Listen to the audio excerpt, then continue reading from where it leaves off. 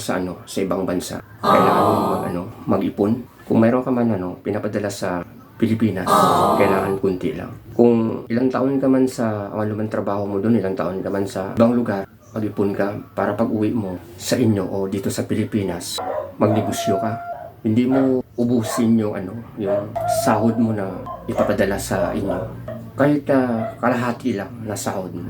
Example, yung trabaho mo doon ay, basta may trabaho ka, hindi ba sabihin ko anong trabaho mo, basta may trabaho ka. O ang sahod mo, 30. Bagas 30,000. Ipunin mo, mag-iwan ka ng kunti sa sarili mo.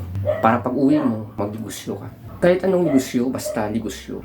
Parang ayaw mo na bumalik doon, magnegosyo ka sa Pilipinas. Kahit na magtinda ka ng buko, o ano man sa isip mo na mapirahan. Basta mapirahan lang. Para may araw-araw ka lang na income na tulad na magtinda ng saging, buko, o halo-halo. O na kahit anong itinda mo, basta mayroon ng income. Kasi ang hirap ng pag wala kang pag-uwi mo, wala kang income, mahirap talaga.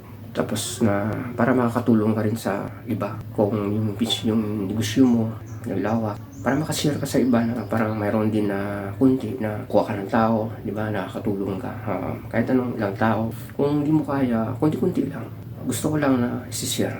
Mahirap kasi magtrabaho sa ibang bansa, lalo na malayo ka sa mga pamilya mo.